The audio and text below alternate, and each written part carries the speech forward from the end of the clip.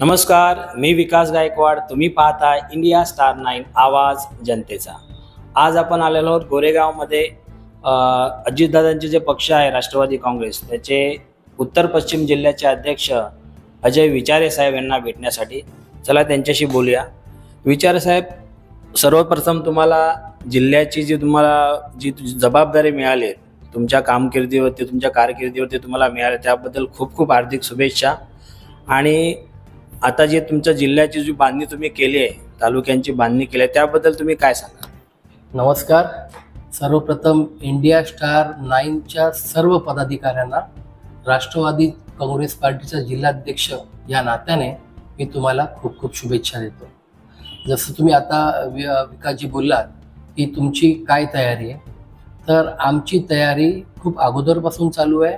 येणाऱ्या मुंबई महानगरपालिकेमध्ये आमचे ह्या जिल्ह्यामध्ये जवळपास 32 उमेदवार रेडी आहेत निवडणूक लढायला, आणि ते लढायला रेडी अगोदरपासून झाले. त्यांनी जो त्यांच्या वॉर्डामध्ये काम केलं त्यांची आम्ही पाहणी केली, त्यांचं बूथवाईज मीटिंग घेतल्या, आणि हे बघून मग आम्हाला कुठेतरी वाटलं की नाही, हे 32 उमेदवार आपले एकदम सज्ज झालेले आहेत आणि कुठेतरी येणाऱ्या मुंबई महानगरपालिकेमध्ये त्यांना तिकीट भेटायला पाहिजे. एक गोष्ट विचारायची आहे की आता स्टँडिंग काही ठिकाणी BJPचे नगरसेवक आहेत, काही ठिकाणी शिंदे गटाचे म्हणजे शिवसेना आहे त्यांचे आहेत, आपल्या पण पक्षाचे काही ठिकाणी नगरसेवक असतील. मग ती कशी बांधणी, काय ठरलं आहे?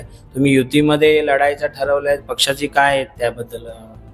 बघा, कसं आहे की हा निर्णय शेवटी आमचे अध्यक्ष आहेत, पक्षाचे अध्यक्ष आहेत अजितदादा, तटकरे साहेब, नवाबभाई मलिक, आणखीन आमचे कार्याध्यक्ष शिवाजीराव ननावडे, हे चौघं मिळून घेतील, आणि ते जो घेतील निर्णय तो आम्ही सर्वांना, ते निर्णय आम्हाला मान्य करावा लागेल. जसं अगोदर ज्या वॉर्डमध्ये नगरसेवक होते आमचे पक्षाचे, ते तर वॉर्ड आम्हाला पाहिजे. त्याच्यानंतर ज्या वॉर्डमध्ये राष्ट्रवादी काँग्रेस पार्टी एकदम मजबूत आहे आणि जे उमेदवार आम्ही नेमलेले आहेत ते निश्चितच येणाऱ्या निवडणुकीत जिंकून येतील, विजय होतील, अशा उमेदवारांसाठी आम्ही ती तिकीट जागा ती मागणार आहोत.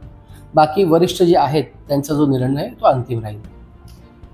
येणाऱ्या महानगरपालिकेच्या निवडणुकीत गोरेगावमध्ये, तुम्ही गोरेगावचे रहिवासी आहात, वर्षानुवर्षापासून गोरेगावमध्ये काम करतायत, आणि आमच्या कानावर असं पडलं आहे की तुम्ही पण इलेक्शनची तयारी करताय, तर त्याबद्दल काय बोला? कसं आहे विकासजी की मी निवडणुकीची तयारी गेले 4 वर्षापासून करतोय. आणखीन असं वाटत होतं की कुठेतरी आपल्याला विधानसभेमध्ये राष्ट्रवादीला जागा सोडतील.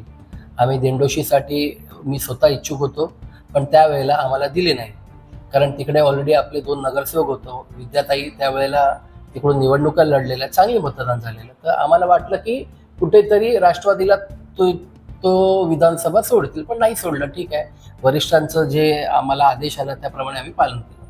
येणाऱ्या मुंबई महानगरपालिकेमध्ये ह्या गोरेगाव तालुक्यामध्ये आम्हाला किमान 3 जागा आम्ही मागतोय. मी स्वतः एक वेस्टला इच्छुक आहे, आपल्या वॉर्ड क्रमांक 57मध्ये, वॉर्ड क्रमांक 58मध्ये देखील आपला उमेदवार आहे, आणि वॉर्ड क्रमांक 51मध्ये देखील आपला उमेदवार आहे. तर तिन्ही उमेदवार एकदम तगडे आहेत. 3 उमेदवार एक प्रॉपर तयारी केली, बूथ वाईज मीटिंग घेतलेले. 50 प्रमुख जे BJPचं आहे ते आमच्या इकडे ऑलरेडी आम्ही रेडी करून ठेवलेले आहे. येणाऱ्या मुंबई महानगरपालिकेमधून ह्या 3 उमेदवार, मला पकडून दोघांनाही भेटले तर निश्चित तुम्हाला हे 3 उमेदवार मुंबई महानगरपालिकेमध्ये दिसतील. विचारे साहेब, वेळात वेळ काढून तुम्ही आम्हाला वेळ देऊन आमच्याशी संवाद साधल्याबद्दल तुमचं खूप खूप धन्यवाद व्यक्त करतो, आणि या निवडणुकीमध्ये तुम्हाला भरघोस मताने तुम्ही विजयी व्हाल. तुमच्यासारखा नगरसेवक सर्वांना मिळेल गोरेगावकरांना, अशीच अपेक्षा व्यक्त करतो. अशाच प्रकारे जनतेचा आवाज प्रशासनापर्यंत सर्व स्तरावर आम्ही नेण्याचा प्रयत्न करतो. हा व्हिडिओ आपल्याला आवडल्यास व्हिडिओला लाईक करा, शेअर करा, आणि सोशल मीडियावर सर्व प्लॅटफॉर्मवरती आम्हाला फॉलो करायला विसरू नका. धन्यवाद.